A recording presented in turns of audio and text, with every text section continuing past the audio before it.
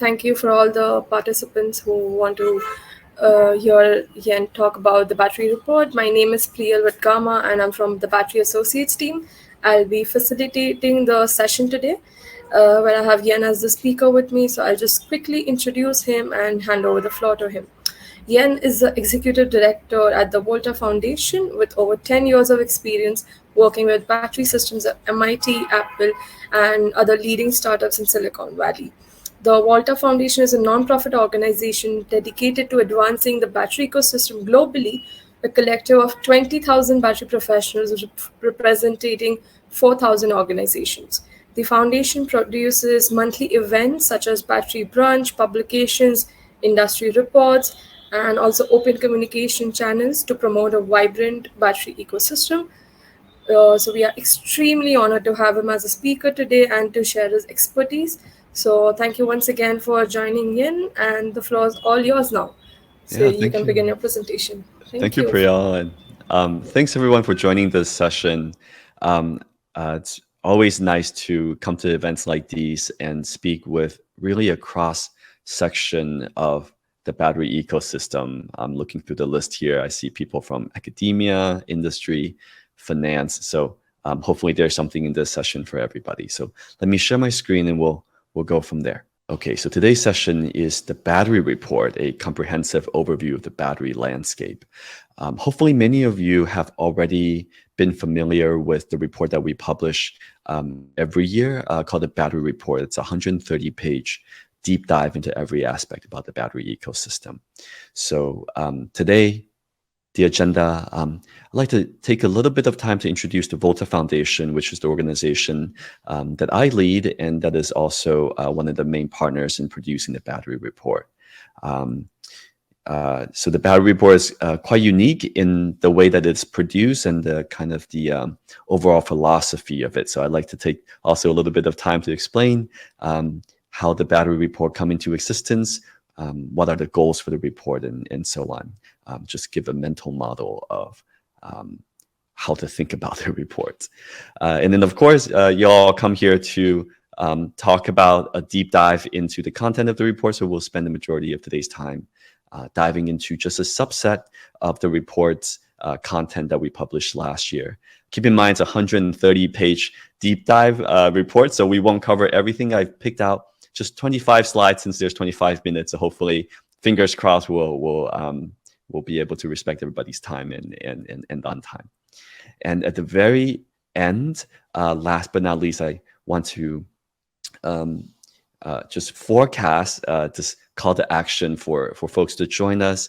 The battery report is a collaborative effort by the community. So if you have expertise in academia and industry and in finance and policy, please join us in making this year's report even better than last year's. And then as well as if you are representative of a company, we're also looking for sponsors as well. So, okay, so let's get started.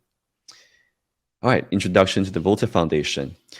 So we are an independent, nonprofit membership organization dedicated to advancing the battery industry. Essentially, we're a trade association made up of members in the battery ecosystem.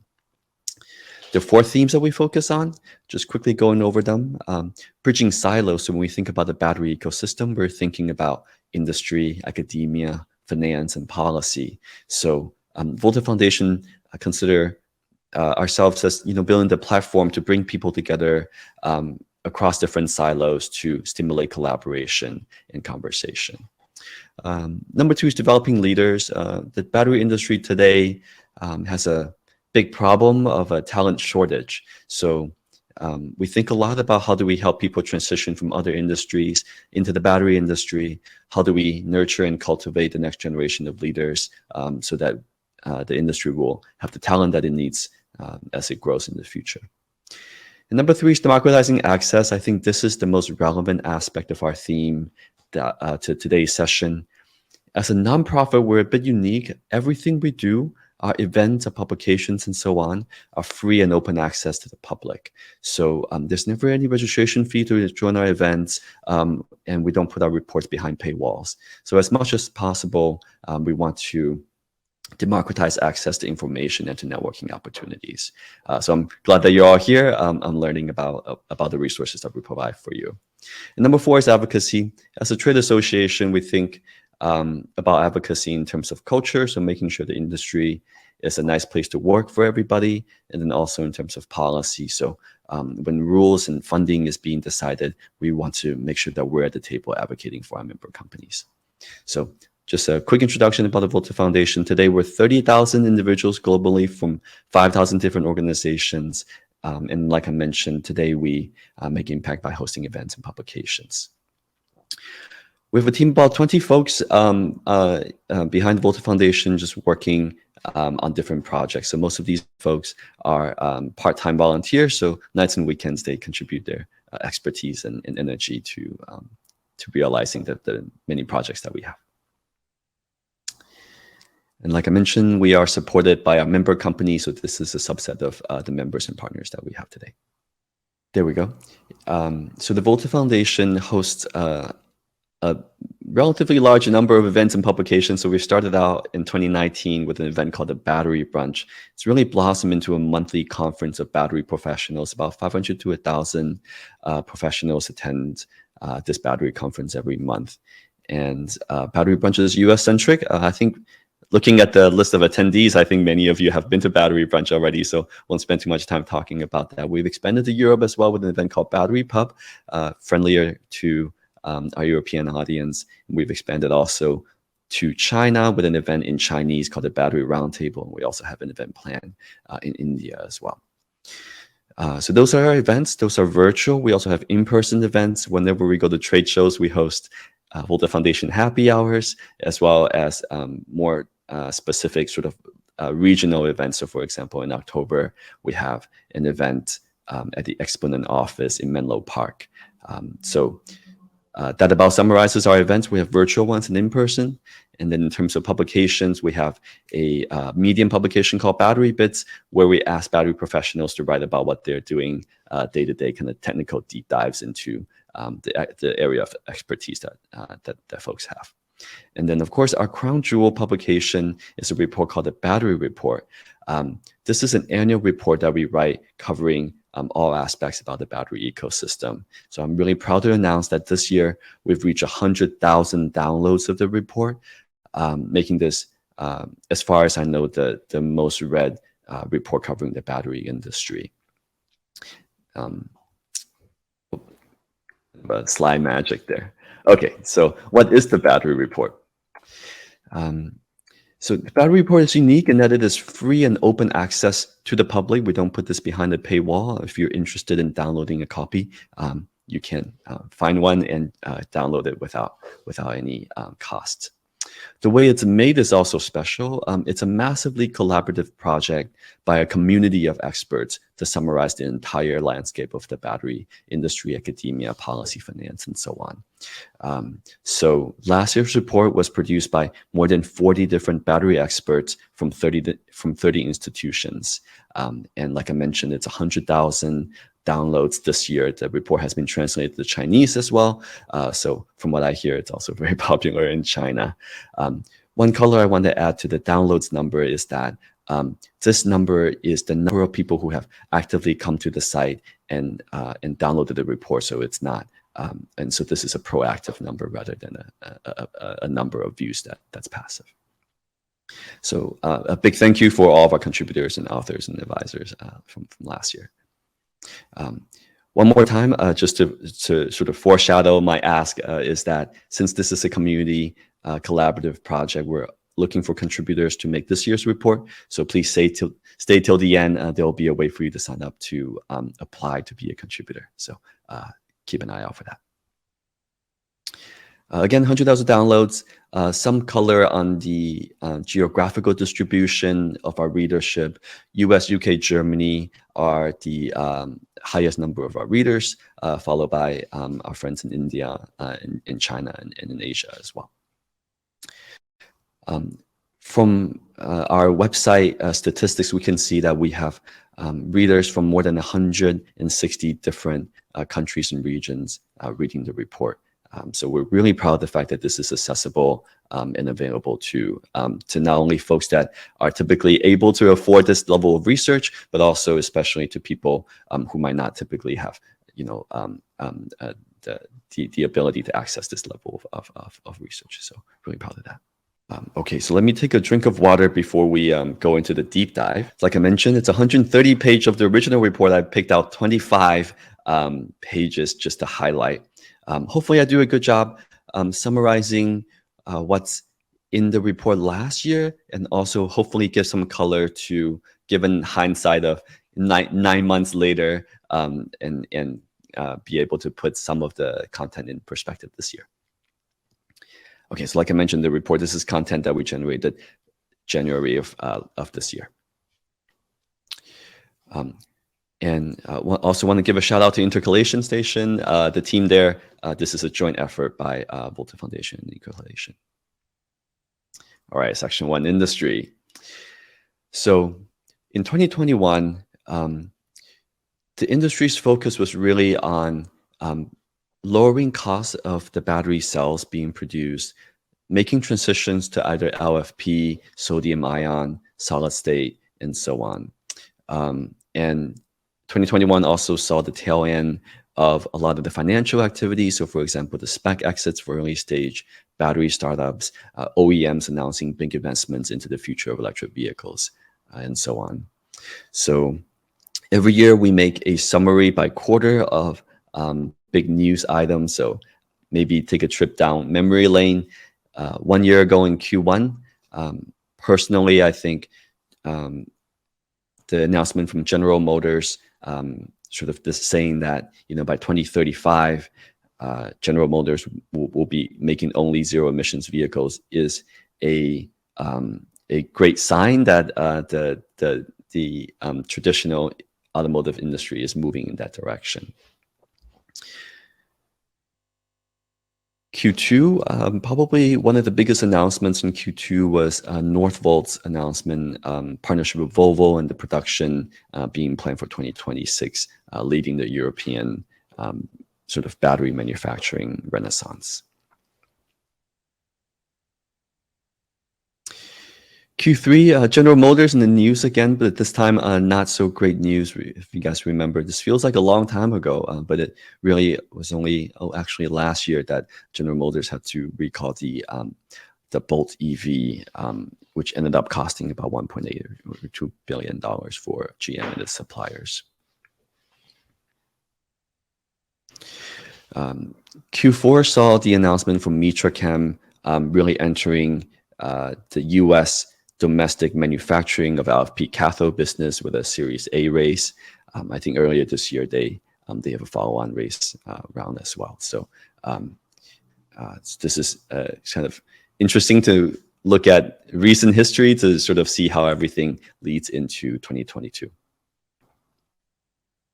Of course, it's not a proper battery report without starting with a slide about cost. So this is wonderful research from Bloomberg and EF. 2021 average cell level cost is, average pack level cost is 132 dollars per kilowatt hour.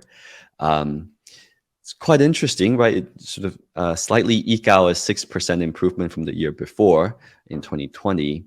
And I think just a couple of days ago, Bloomberg had mentioned that the number for 2022 might not follow this generally downtrend. So we are looking forward to seeing their report this year.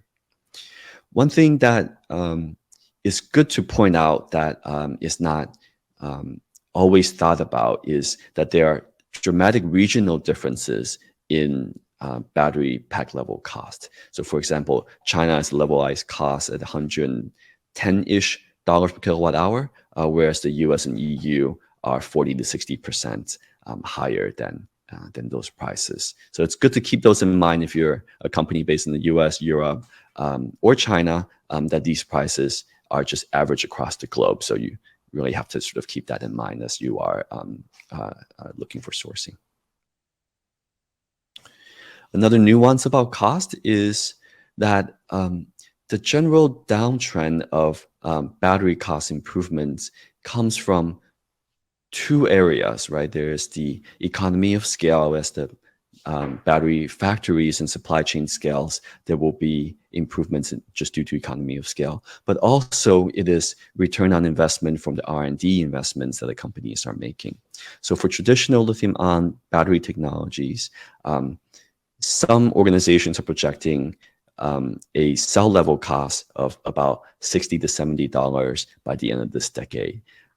So it's good to keep in mind if you're thinking about investing in new technologies, maybe alternative chemistries and so on, that this is a moving target as time goes on. Another aspect that plays into cell cost besides region, time, and chemistry is the form factor. So typically, at least in the past, cylindrical cells tends to have the lowest cost per kilowatt hour, but it's projected that prismatic pouch and cylindrical cell costs will narrow towards the end of this decade. So we'll see if that comes true.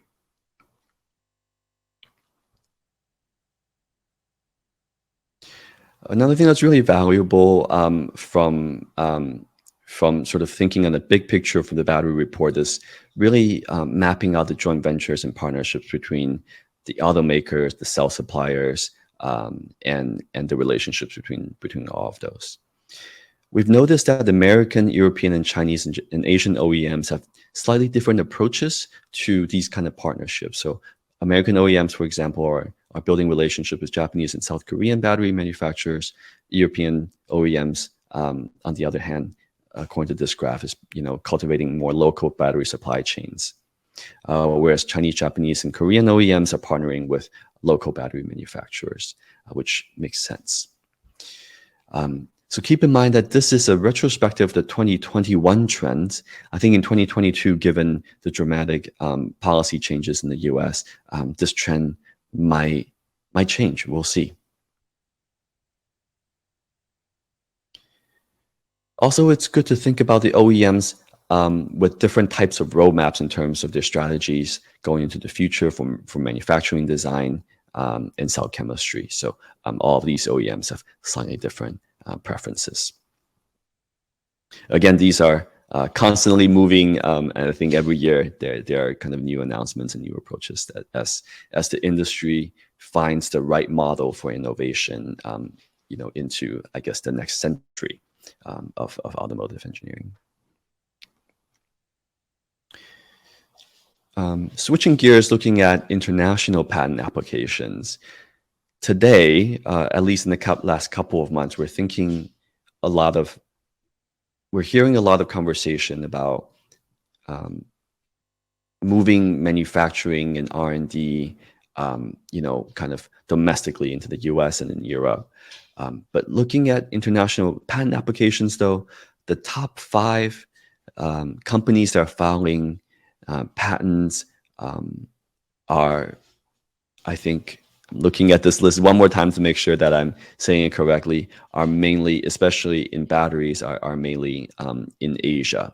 So I guess time will tell as more of the manufacturing and R&D facilities move into the West. Maybe this chart will change in the next year or going forward.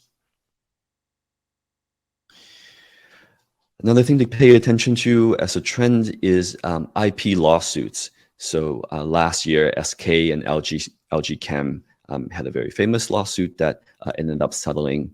But if we look at other industries that are more mature, so for example, pharmaceutical, maybe even semiconductor industries, these type of lawsuits are par for the course. And so we might see this kind of trend also evolve into the future.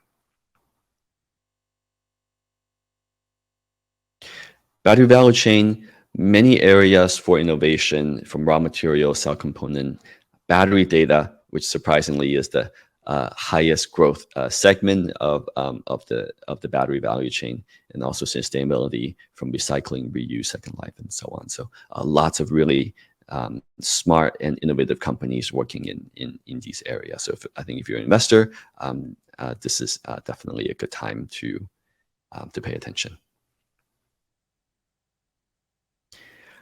All right, so diving into specific technologies. Again, this is 2021 data, and silicon anodes. It's really nice to see some of these companies have moved beyond private funding into the public market. So, of course, Enovix is a public company now, and also Amprius.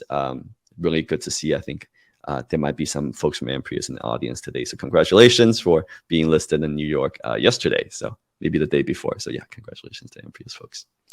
I expect that as we go further into the future, many of these companies will go from privately funded companies to public companies as well. Solid state as well, everyone knows QuantumScape, Solid Power, and Solid Energy are all public companies now, and there might be some more that are going public. Pelagium made it into the public market this year as well. So one thing to keep in mind, I think, if you're in the financial community is, again, looking at other industries like semiconductor and pharmaceuticals. There are equity analysts that cover the space specifically. And so I think probably by analogy, there will be boutique analyst firms that specialize in kind of energy storage equities as there are more to analyze. And so this is an interesting trend to look forward to. So that was it for the public market. For the private market, in 2021, the first 3 quarters, climate tech startups raised $32 billion, so about 5 times more compared to 2016. In 2022, I think in the first half of the year, people were kind of expecting things to slow down, but I think the last couple of months, from various factors, probably mainly from the policy changes, especially me being in California, I can sense that there's a lot more excitement from the venture community into investing into this space. So I expect this number to grow. So we'll see when the 2022 report come out, what the data will be. Oh boy, a lot of these icons didn't show up. Apologies there. Essentially, this is a chart showing some of the most active investors by different verticals in the battery and e-mobility industry. Again, I'm a big fan of looking at history and learning from other more mature industries. So looking at pharma, for example, VC investing in pharma looks very different than VC investing in batteries today. So maybe as the battery and energy storage industry matures, the VC type of workflow and processes will look more and more like investing for these other more mature industries. We'll see about that. Okay, so I think we're doing all right on time. So that was just one of the 5 sections that we have. So section 2 is on research. I won't go over all of the research that we detail in the report, just 2 or 3 slides. Number 1, just listing the trends. In 2021, I think there was a break in the trend of more research being generated in the battery industry, I think, from what happened in 2020. But I expect in 2022, this will continue to grow. From region, we see China and South Korea having the largest output of research papers dedicated to the industry. This slide is deceptively simple looking, but actually generates some of the most intense debate from coming out of the report. So what we've noticed is that if you compare academic publications by topic versus patent applications by topic, we notice that academics and industrialists are focused on very different areas of research. So academic publications are a lot about battery management, the chemistry of the batteries, cathode, anode, electrolyte, so on. Whereas the industrial applications are on the pack and the battery management type of work. So I think that's quite an interesting thing to point out, whether the academia and industry should kind of align on their research interests, or if it's a good thing that this is different. So I think people have very strong opinions on either way. So would be when I maybe next time I see the folks in the audience at a trade show or at a get together, would love to get your thoughts on this. Number three is talent. This is something that we've been thinking a lot about lately. I think in the last couple of years, the way that individual companies have solved their individual talent needs is by hiring battery engineers and experts from other companies. On the system level, that's not very productive, right, for the battery ecosystem. So we're thinking a lot about how do we encourage folks from other industries to join the battery industry, and how do we make that path a lower the impedance of that path. So just some background research that we've done. So in terms of in Europe, the European Commission expects that 4 million new jobs will need to be created by 2025 to serve the clean tech industry. In South Korea, similarly, they're short about 3,000 graduate level positions in R&D and design. China as well, 2025 will need about 1 million people trained in battery manufacturing and research. In the US, this is research that we did internally, which is we took labor statistics from H-1B visa applications. These are skilled labor immigration visas. And we found that the number of jobs, of course, is increasing year over year. So you see on the right there, from 2015, at less than 1,000 applications, to 2021, more than 3 times that. So healthy growth in job demand and numbers. But also another thing that's really interesting is that the jobs in the US, at least H-1B jobs, are very localized to Michigan and California. So both of these states have more than 1,000 applications, whereas other places typically have less than 200. So this is interesting. This is the last slide that I have about workforce development, which is salary trends. I think since most of us here are working in the battery industry, but salary data sometimes it's hard to come by. So this is data from H-1B data published by the government. So we found that in the last 5 years, even adjusted for inflation, the salary numbers have surged about 40% in just 5 years.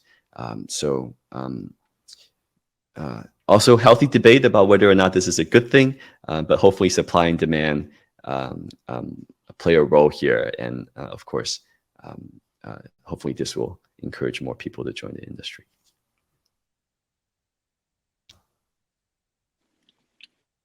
Okay, so I think we're doing okay on time. So this last part, I just want to use as an opportunity to invite folks to join us in making this year's battery report.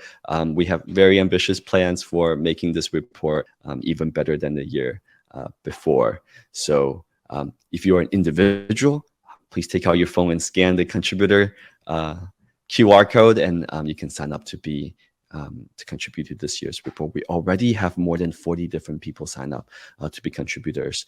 So we're looking for more. So if you think you have expertise in academia, industry, finance, policy, and so on, please sign up and be a part of the community that's making this really useful resource for the community. And if you're a company, we're looking for sponsors. So if you think this kind of work is useful for the ecosystem and you like to be a part of the group of companies to make this possible, please scan the QR code and schedule a call with our sponsorship team. We'd love to talk to you and explore ways that we can be a good partner for you. All right, I think that's it for my presentation. Thanks, Yan, very much. I think that was very insightful. Thank you for being our speaker for today. I see we have some time left, and Stanley has a question for you if you would like to answer that. His question is, how well are they able to compete for H-1B visas compared to FANG, especially with the upcoming economic downturn? Oh, let me see if I can find the question again. Yeah.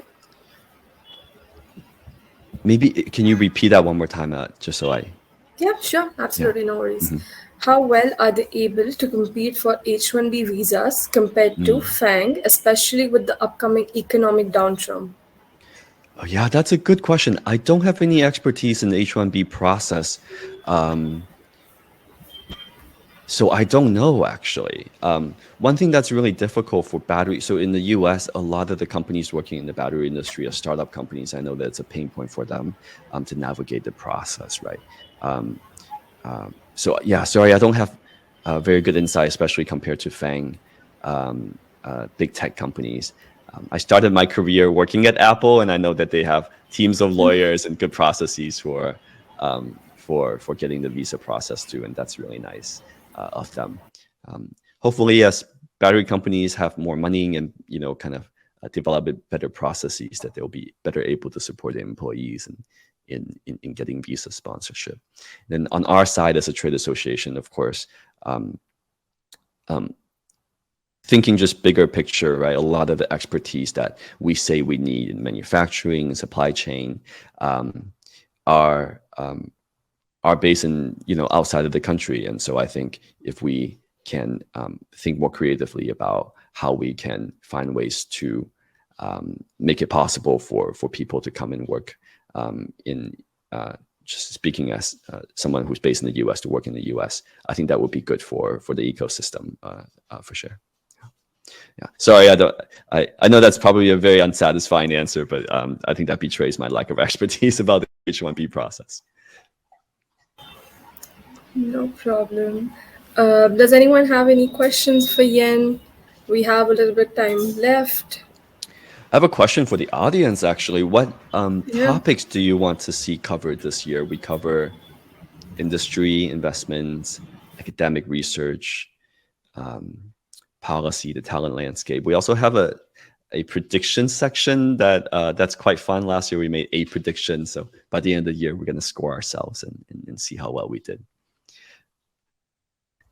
That's really nice. A question thinker.